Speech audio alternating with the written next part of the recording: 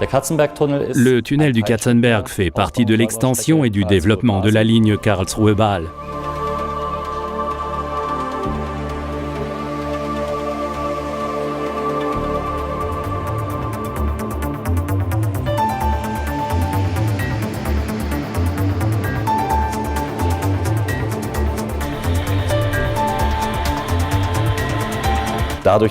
Le tunnel résout bien entendu le problème de la pollution sonore.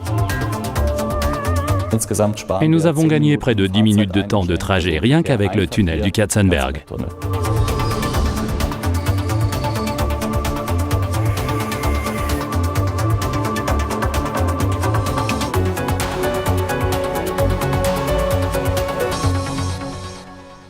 Extension et nouvelle ligne Karlsruhe-Bâle. Ayant atteint ses limites de capacité, la ligne de la vallée du Rhin doit être mise à 4 voies. Long de 9 km 400, le tunnel du Katzenberg entre Bad Bellingen et Effringenkirchen rend le tracé de la ligne plus droit. Il traverse les abords du Markgräflerland dans le secteur d'Ichsteiner-Klotz. Des trains roulant à 250 km/h emprunteront bientôt le 3e plus long tunnel ferroviaire d'Allemagne. Ceci est rendu possible par la mise en place d'une voie sur dalle composée non pas de ballast, mais de dalles de béton préfabriquées, les dalles de couche d'assises. Le coulage du béton dans le tunnel du Katzenberg exige des conducteurs une concentration absolue. Un système laser assiste le pilotage sur l'accotement étroit. Il dispose d'un instrument précieux pour éviter les chutes dans la tranchée du tunnel, l'installation précise d'une couche d'assises et la base d'une voie sur dalle. En fait, le fond du tunnel a été conçu horizontalement, ce qui est à mettre en relation avec la méthode de creusement. Dans la courbe, on a des forces centrifuges qui tirent vers l'extérieur. Il faut les neutraliser. La courbe de transition commence donc à 0 et grimpe constamment jusqu'à ce qu'on soit dans le rayon correspondant. Les données sont transmises au finisseur qui se positionne au moyen de 2 tachymètres et qui règle la bonne surélévation à l'endroit voulu.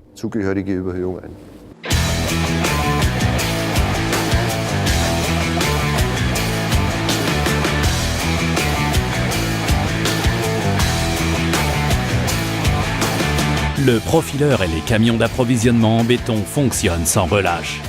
Les ouvriers fabriquent près de 20 km de couches d'assises. Le travail d'abord grossier doit donner un résultat au millimètre près.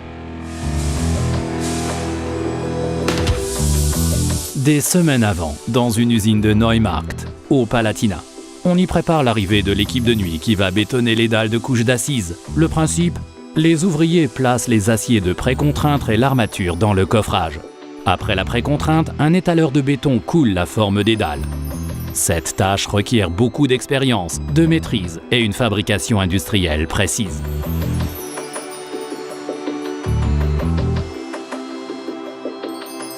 Le tunnel du Katzenberg nécessite 2896 dalles d'assises. La qualité pour la ligne à grande vitesse doit être constamment élevée. Les moteurs vibrants préviennent les inclusions d'air. Les dispositifs automatiques répartissent le béton de qualité C 45/55 de façon homogène. Équipe de nuit, 4 heures du matin. Le béton a durci. Les ouvriers séparent l'acier de précontrainte avant le moment tant attendu, l'extraction du coffrage. Si la dalle remplit toutes les exigences, la grue à vide l'amène au lieu de stockage provisoire. Ce sont près de 9 tonnes de béton qui flottent à travers le hall.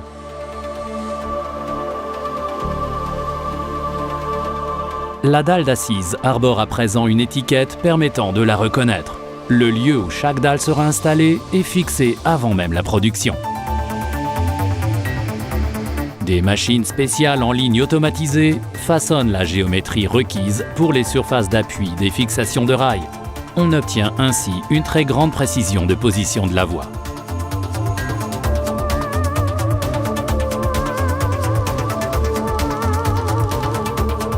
Outre un code barre, la dalle spécialement fabriquée est aussi gravée pour éviter toute confusion. Chaque dalle d'assise parvient à son lieu d'installation prévu. Prochaine étape, transport jusqu'au tunnel.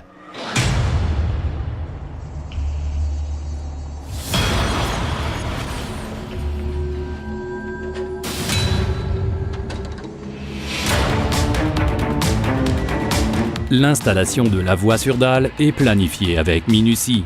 Sur le lieu de chargement, 3 dalles sont chargées sur chaque camion. Destination, son lieu d'installation dans le tunnel. Le niveau de préfabrication très élevé garantit des temps de construction courts. Les camions livrent sans interruption. Les installateurs posent non-stop, avec toujours le geste juste.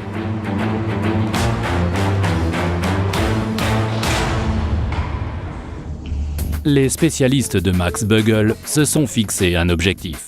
Des écarts inférieurs à 1 mm. Les crocs d'ajustage déplacent la dalle en position et dans la hauteur pour effectuer des ajustements précis. Les valeurs limites sont prescrites.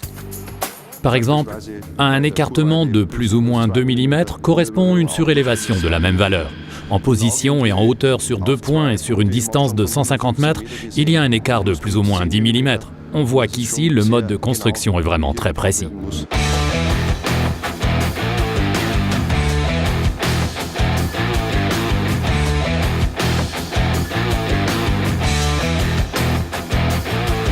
Les dalles d'assises sont nivelées et fixées par l'équipe qui suit. À cette fin, on coule du béton sous la dalle jusqu'à en expulser tout l'air. Difficulté particulière, les couches d'assises ne doivent pas flotter. Leur position doit être préservée. Ce n'est qu'une fois le béton durci après le coulage que les installateurs fixent les panneaux dans le sens de la longueur avec des tiges d'ancrage. Le résultat, une bande continue qui ne peut plus se déplacer même en cas de grande vitesse.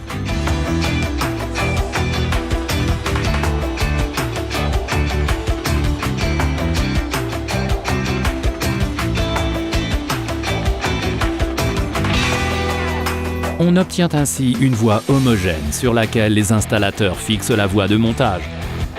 Les barres longues prévues pour la ligne font 180 mètres de long. Elles seront acheminées dans le tunnel par le chemin de fer. Entre-temps, la voie de montage permet d'installer les caténaires, la technique d'infrastructure et de sûreté et surtout les revêtements praticables, indispensables pour le concept de sauvetage dans le tunnel. Le concept de sauvetage du tunnel du Katzenberg repose sur le concept des tubes communicants. Tous les 500 mètres, un passage permet en cas d'accident d'utiliser l'un des 2 tubes comme issue de secours. La voie sur dalle est équipée d'un revêtement praticable permettant au secours de pénétrer dans le tube sûr, avec des véhicules conçus pour la route.